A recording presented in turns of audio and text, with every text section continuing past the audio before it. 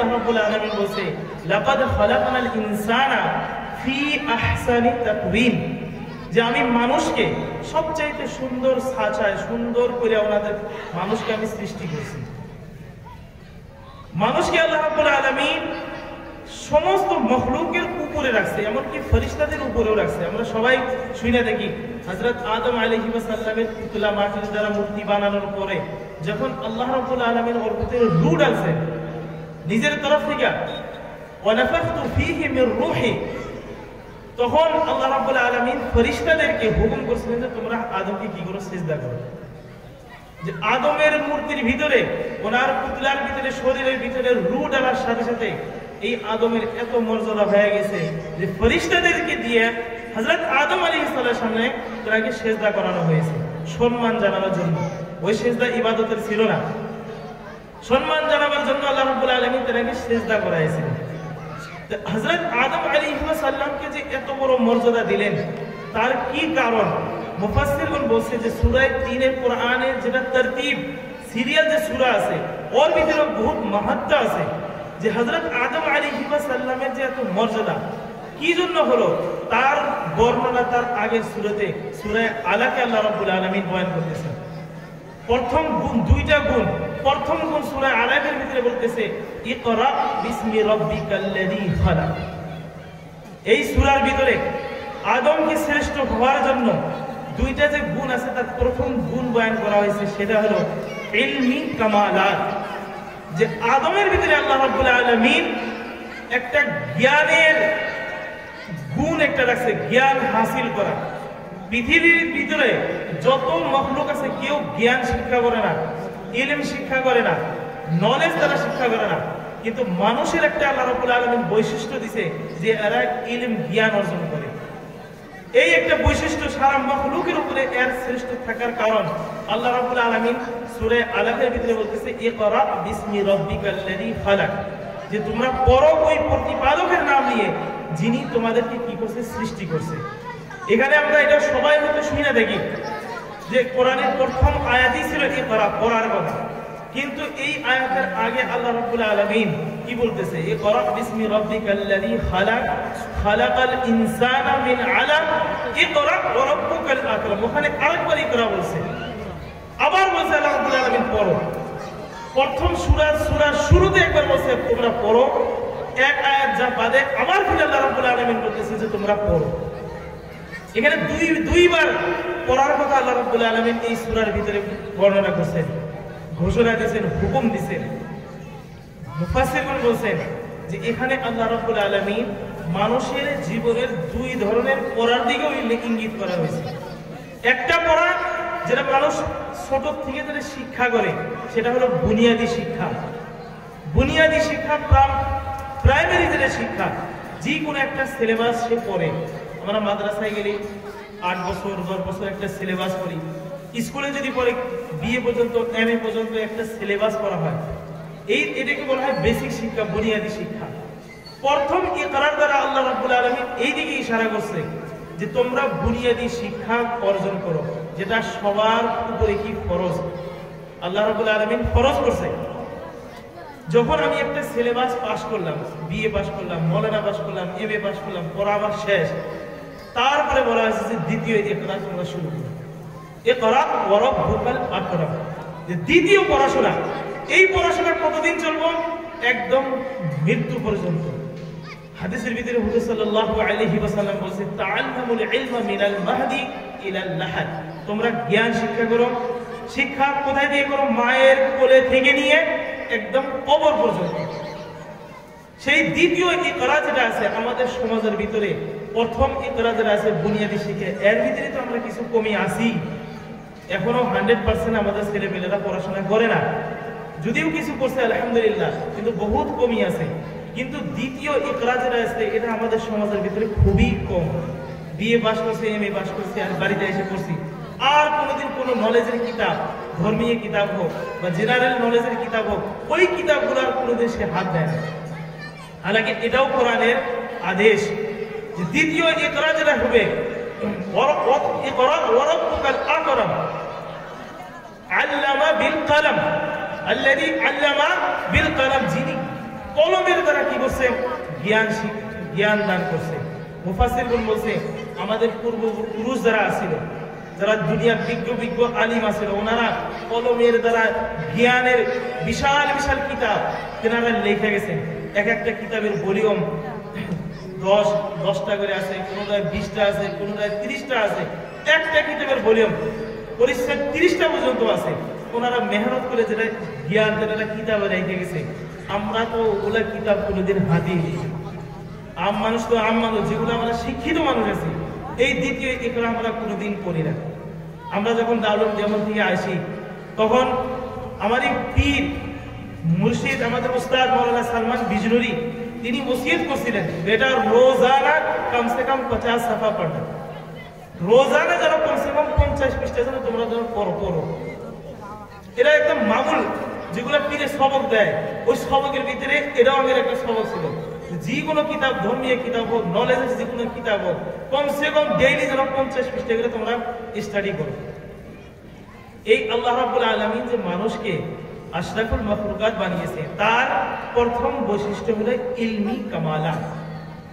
আর এই সূরার পরে যে সূরা ইন্না আনজালনাহু ফি লাইলাতিল কদর, এই সূরার ভিতরে আল্লাহ রাব্বুল আলামিন ইশারা করছে আমালি কামালাত, মানুষের আমল, মানুষ শ্রেষ্ঠ মাখলুক, এর আমলও যেন শ্রেষ্ঠ হয়, ভালো হয়।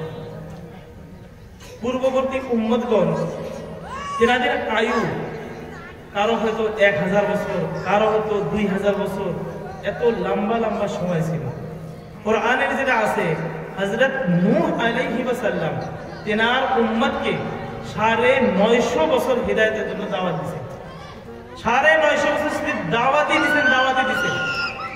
950 বছর দাওয়াত দেওয়ার পরে কিছু সংখ্যক মানুষ তেনার উপরে ঈমান আছে, বেশিরভাগ মানুষ ঈমান না আনতে আল্লাহ রাব্বুল আলামিন তেনাকে হুকুম দিলেন যে তুমি কশতি বানাও, যে তোমার উপরে ঈমান আছে তেনাদেরকে নিয়ে তুমি কশতির উপরে ওঠো। ফির আল্লাহ রাব্বুল আলামিন তুফান দিয়া পুরা দুনিয়ার যত মানুষ আছে ধ্বংস করায়া, সেই ফির দুনিয়াতে হযরত নূহ আলাইহিস সালাম এই তুফান শেষ হওয়ার পরে আবার 150 বছর তিনি বাহায়া ছিলেন। যে 950 বছর দাওয়াত দিছে নবুয়ত পাওয়ার পরে, আর তুফানের পরে 150 বছর এসে গেছে, এখানে 1100 বছর হইলই। তার আগে নবুয়ত পাওয়ার আগে ওনার আয়ু ছিল, এত লম্বা লম্বা আয়ু তেনারা আমল করে গেছেন। হুজুর সাল্লাল্লাহু আলাইহি ওয়াসাল্লাম যখন এক মজলিসে সাহাবাদেরকে এরকম আমলের কথা বর্ণনা করলেন, যে পূর্ববর্তী উম্মতগণ তেনাদের লম্বা লম্বা আয়ু তেনারা নেক কাজ করেছেন, সাহাবারা হতাশ হয়েছিল। তাহলে তো আমরা পাশে পড়ে গেলাম, আমরা তো আর আমল করে ওনাদের মর্যাদা পর্যন্ত যাইতে পারবো না। তখন আল্লাহ রাব্বুল আলামিনের তরফ থেকে এই সূরা কদর নাযিল হয়েছে, যে ইন্না আনজালনাহু ফি লাইলাতিল কদর, নিশ্চয় আমি কোরআন অবতীর্ণ করেছি লাইলাতুল সম্মানিত রাত্রে। ওয়া মা আদরাকা মা লাইলাতুল কদর, আপনি কি জানেন এই সম্মানিত রাত কি? তানাজ্জালুল মালাইকাতু ওয়ার রূহ ওয়া মা আদরাকা মা লাইলাতুল কদর, লাইলাতুল কদরি খায়রুম মিন আলফি শাহর, যে এটা এমন একটি রাত, এমন মর্যাদা সম্পন্ন রাত, যেটা 1000 মাস থেকে উত্তম।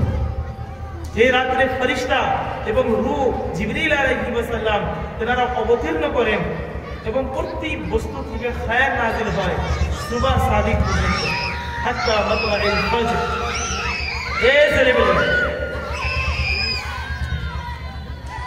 এই আয়াতের ভিতরে আল্লাহ রাব্বুল আলামিন এই উম্মতকে খুশখবরি দিলেন যে লাইলাতুল কদরের ভিতরে যদি কেউ ইবাদত করে, 1000 মাস ইবাদত করার থেকেও বেশি সওয়াব আল্লাহ রাব্বুল আলামিন এই উম্মতকে দান করেন। মুফাসসিরগণ বলছেন যে এই উম্মতের আয়ু কম হওয়ার জন্য আল্লাহ রাব্বুল আলামিন একটা করে বোনাস দিয়েছে, যেমন লাইলাতুল কদর দিয়েছে, লাইলাতুল বারাত শবে বারাত দিয়েছে, সপ্তাহের ভিতরে জুমার দিন দিয়েছে, যে ওই দিন খাস ইবাদত করলে আল্লাহ রাব্বুল আলামিন অসংখ্য সওয়াব দান করে। এইভাবে মাসের ভিতরে আল্লাহ রাব্বুল আলামিন রমজান মাস দিয়েছে, যে যেই মাসের ইবাদত, প্রত্যেকটি ইবাদত কমসে কম 70 গুণ আল্লাহ রাব্বুল আলামিন বাড়ায় দিয়েছে। যে আমরা এই দিনে যদি আমি 1 টাকা আল্লাহর রাস্তায় দান করি, যে সওয়াব দান করবে, রমজান মাসে 1 টাকা দান করলে 70 টাকা দান করে সওয়াব দান করবে। এই দিনে যদি আমি একটা ফরজ আদায় করি, একটাই ফরজের সওয়াব পাবো, কিন্তু রমজান মাসে যদি আমি একটা ফরজ আদায় করি তাহলে 70টি ফরজ আদায় করার জন্য সমতুল্য সওয়াব দান করবে। সেই জন্য আল্লাহ রাব্বুল আলামিন এই উম্মতকে আলাদা বোনাস দিছে, গিফট দিছে যে এই খাস কাজ আমরা তো সারা বছর ইবাদত করবই, কিন্তু এই খাস দিনগুলোতে যদি আমরা ভালো করে ইবাদত করি তাহলে এই উম্মতের আমল কত উপরে যাবে। লাইলাতুল কদরে 83 বছর, 1000 মাস 83 বছর হয়। লাইলাতুল রমজান মাসের ইবাদত, শবে বরাত আছে, এখানেও কিছু ফজিলত আছে, হাদিসের ভিতরে বর্ণিত আছে এগুলা বিষয়ে। তো এগুলা জুমার দিনের এগুলা খাস খাস ইবাদত করলে পারে আল্লাহ রাব্বুল আলামিন যদি আমরা আল্লাহকে রাজি খুশি করার জন্য যদি আমরা করে থাকি, আল্লাহ রাব্বুল আলামিন এই উম্মতে যেটা সওয়াব দান করবে, পূর্ববর্তী উম্মত 1000 কে 2000 3000 বছর যদি তেনারা ইবাদত করছে তার থেকে বেশি সওয়াব এই উম্মতকে আল্লাহ রাব্বুল আলামিন দান করবে। আজকে শবে বরাতের রাত, শবে বরাত সম্পর্কে প্রায় 17টি সাহাবা থেকে হাদিস বর্ণিত আছে এই রাতের ফজিলত সম্পর্কে। এই শবে বরাতের সম্পর্কে 17 জন সাহাবা হাদিস বর্ণনা করছে। হাদিসগুলো অল্প রিওয়ায়াতকারী হিসেবে, বর্ণনাকারী হিসেবে এর ভিতরে কিছু জয়ীফ আছে, কিন্তু এর খুলাসা যে মুহাদ্দিসগণ এই 17টা হাদিস রাইখা যেটা খোলাসা সারাংশ করে বাইর করছে যে এই রাত্রে যদি বেশি থেকে যদি করে আমরা নফল ইবাদত করি, এই ইবাদত হলো মুস্তাহাব, সুন্নতও না, ওয়াজিবও না, ফরজও না, মুস্তাহাব।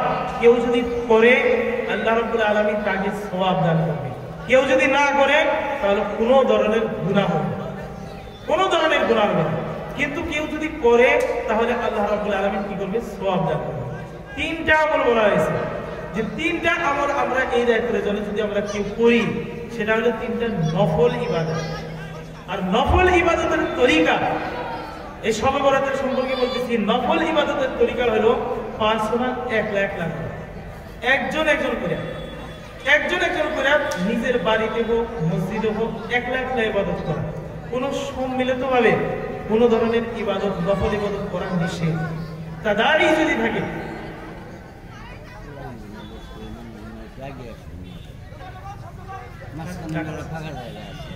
আপনারা তো আগে আসেন গো, এই পোলান গুলা জাহাজ আনতেছে ওর পাশে জায়গা নাই তো, ওটা আগে আসো, অল্প আগে এসে সামনে জায়গা, সামনে জায়গাগুলা মেকআপ দেন, পাশে বসে কাকু মানুষ আগে বেশি আর সব বেশি। আগে আসেন সব মানুষ আগে আসেন, শোনার পরেও নড়াচড়া করে না, কারণটা কি? আসেন অল্প অল্প আগে আসেন, বোঝা মানুষগুলো একটু আগে আসেন, পাশে জায়গা নাই পড়ে বসবে না চায় না, আগে আসেন এই আসেন বলেন বাচ্চারা বাবা আগে আছে বাবা তোমরাও আগে শোনা করছি আগে বাবা শোনা আগে আসো এই যে কোন আগে কে এসেছে তোমরা ভালো বাবা এসেছে একটু ভালো দেখা যাবো বাবারে, একজন মুরব্বী খুব মেহনত করলো বাইরে দেখে খুব ভালো কাম আগে আসো, এই বাবা বুঝুন আগে আসো আগে আসো।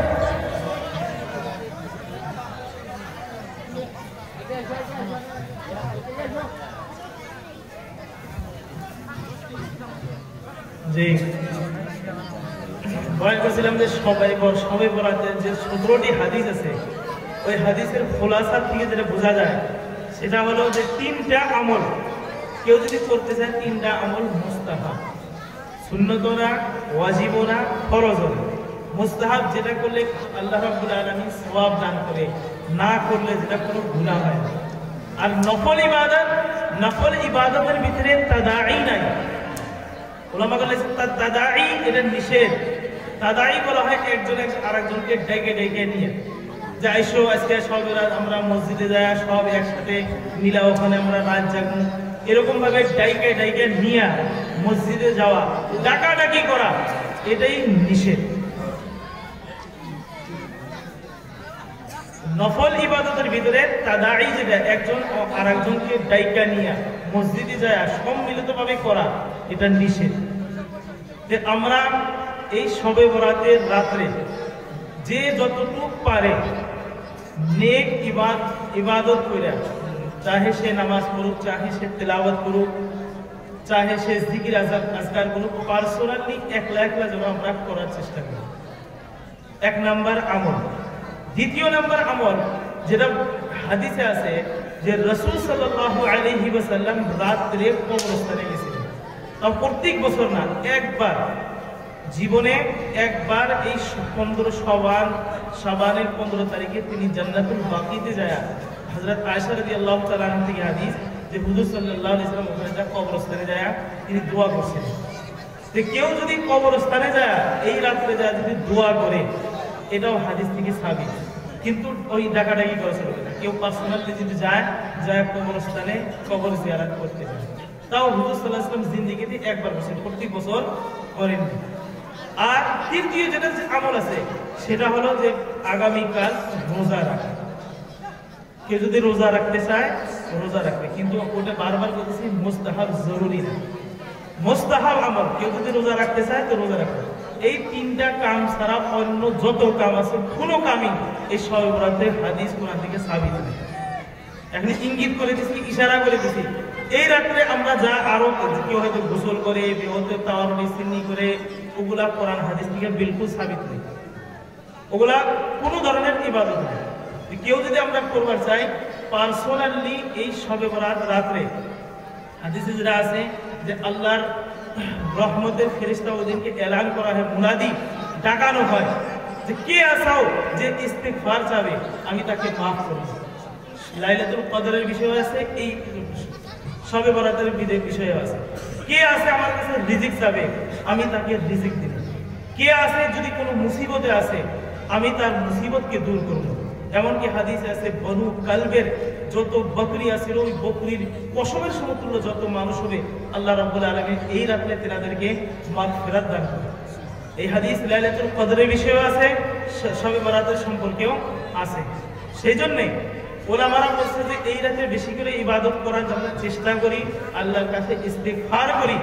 কিন্তু যদি আমরা সামর্থ্য হয় আমরা ইবাদত করব, কিন্তু যেটা লাস্ট কথা আমি কয়ে শেষ করে যেতেছি সেই দিকে হলো বেশি জরুরি যে এই রাত্রে আল্লাহ রাব্বুল আলামিনের অপরন্ত রহমত এসে আল্লাহ মাফ করে, আল্লাহ অসংখ্য মানুষকে মাফ করবে, কিন্তু 6 ধরনের ব্যক্তিকে আল্লাহ রাব্বুল আলামিন মাফ করবে না। এত রহমত হওয়া সত্ত্বেও 6 ধরনের মানুষকে আল্লাহ রাব্বুল আলামিন এই রাত্রেও কি করে না, মাফ করে না। নাম্বার 1, যারা শিরিক করে, আল্লাহর সাথে যারা শিরিক গুনাহ করে তাদেরকে আল্লাহ রাব্বুল আলামিন এই রাত্রেও মাফ করবে না। নাম্বার 2, যারা সম্পর্ক ছেদ করে, আত্মীয়তা যারা ছেদ করে, তুই আজকে তোর ভাই না, চাচা না, চাচা ভাইয়ের ভাতিজার সম্পর্ক যারা ছেদ করে, ভাই ভাইয়ের সাথে কথা বলে না, এভাবে আত্মীয়তা যারা ছেদ করে একদম আত্মীয়তা বাদ দিয়ে যারা এক মুসলমান আর এক মুসলমানের সাথে যারা সম্পর্ক ছেদ করে, এ ধরনের ব্যক্তিকে আল্লাহ রাব্বুল আলামিন এই রাত্রে মাফ করে না। 3 নাম্বার, যারা মদ খায়, শরাব পানকারীকে আল্লাহ রাব্বুল আলামিন এই রাত্রে কি করবে না, মাফ করবে না। 4 নাম্বার, উকুকুল ওয়ালিদাইন, যারা মা বাপের অবাধ্য নাফরমানি করে, যারা মা বাপের নাফরমানি করে এই রাত্রে তাদেরকে মাফি হয় না। 5 নাম্বার, যারা টাকনার নিচে যারা কাপড় বেঁধে, যারা টাকনার নিচে কাপড় বেঁধে তাদেরকে আল্লাহ রাব্বুল আলামিন এই রাত্রেও মাফ করে না। এবং শেষ 6 নাম্বার, যাদের দিলের ভিতরে কিনা থাকে, বুগজ থাকে। কিনা আর বুগজের অর্থ হইল যে যে আরেকজন মুসলমানের দুশ্মনী রাখে, যে মৌকা পাইলেই সুযোগ পাইলেই তার কি করবো, ক্ষতি করার জন্য রেডি থাকে, যে আমি যদি সুযোগ পাই তাহলে কি করবো, আমি ক্ষতি করবো। বুগজ কিনা যদি দিলের ভিতরে থাকে আল্লাহ রাব্বুল আলামিন তাকে মাফ করবে না। সেজন্য ওলামারা বলছে যে ভাই চাহে তুমি ইবাদত করো বা না করো, রাতে ঘুমিয়ে পারো, কিন্তু এই রাত্রে আল্লাহ রাব্বুল আলামিন যেগুলো মাফ করবে, এই যে 6 ধরনের ব্যক্তি আছে যাদেরকে মাফ করবে না, এর লিস্টে যেন আমরা থাকি না, আমরা যেন এর ভিতরে থাকি না। এই রাত্রে আল্লাহর কাছে যদিও আমাদের ভিতরে আছে, আমরা তওবা করে এই গুনাহগুলোকে কি করি, তওবা করে নিই যে আমি যদি ইবাদত নাও করি, শবে বরাতের এই আল্লাহ রাব্বুল আলামিন যে অসংখ্য মানুষকে মাগফিরাত করবেন, ওই মাগফিরাতের লিস্টে যেন আমার নাম থাকে। সেই জন্য আবার এই 6 ব্যক্তি আমরা ভালো করে মনে রাখি, যদি আমাদের ভিতরে আছে আমরা যেন আরেকজনের ভিতরে দেখি না। হাদিস পড়তে মুহাদ্দিসগণ এটা উসুল লেখছে যে হাদিসে যখন বলা হয় যে এই গুনাহ থেকে বাইসে থাকবো, তখন আমরা আরেকজনের ভিতরে যেন তালাশ করি না, হ্যাঁ অতি মদ খায়, অতি টাকনার নিচে কামড় বেঁধে আরেকজনের গুণাগুলো তালাশ করি না, বরং হাদিস শোনার আমল করার উদ্দেশ্য হলো যে এই বস্তুগুলো আমার ভিতরে আছে নাকি, আমার ভিতরে আছে নাকি। যদি আমার ভিতরে এর ভিতরে কোনো কিছু থাকে আমি নিজে সংশোধন হই। আরেকজনের মুসলমানের দোষ তালাশ করাও নিষেধ আছে। সেই জন্য 1 নম্বর শিরিক গুনাহ, শিরিক গুনাহ। 2 নম্বর সম্পর্ক ছেদকারী। 3 নম্বর মদ পান করা, মদার যেগুলো আছে। 4 নম্বর টাকনার নিচে যারা কাপড় পেন্দে। 5 নম্বর যারা টাকনার নিচে কাপড় পেন্দে। আর 5 নম্বর আসলে যে কি করে উকুকুল ওয়ালিদাইন, মা বাপের যারা নাফরমানি। এবং 6 নম্বর ছিল উকুকুল ওয়ালিদাইন এবং সাজদা করা। 1 নম্বর ছিল শিরিক, 2 নম্বর যে টাকনার নিচে কাপড় বেঁধে, 3 নম্বর যে মদ খায়, 4 নম্বর যে সম্পর্ক ছেদ করে, নাম্বার 5 মা বাবার অবাধ্য করে, এবং 6 নম্বর বুগজ, দিলের ভিতরে যারা কিনা রাখে, দুশ্মনী রাখে, যে অন্য মুসলমানের ক্ষতি করার জন্য সবসময় প্ল্যানিং করে রাখে, সুযোগ পাইলে তার ক্ষতি করে। যাই হোক, এটা আমরা লাস্ট যেন থাকি, যদি আমাদের ভিতরে এর ভিতরে কোনো একটা যদি থাকে, এই রাত্রে আমরা আল্লাহর কাছে কি করি, তওবা করে নেই। আর যদি সুযোগ সুবিধা হয়, সামর্থ্য হয়, কিছু আমরা ইবাদত করার চেষ্টা করি। আর যদি না হয়, ঘুম পাইলে কোনো অসুবিধা নেই, ফজরের নামাজ যেন আমরা জামাতের সহিত করি। ইশার নামাজ জামাতের সহিত পড়ার পর ফজরের নামাজ যদি কেউ জামাতের সহিত পড়ে, 1 হাদিসে সারা রাত নফলের ইবাদত আল্লাহ রাব্বুল আলামিন দান করেছে। ওয়া আখিরু দাওয়ানা আলহামদুলিল্লাহি রাব্বিল আলামিন।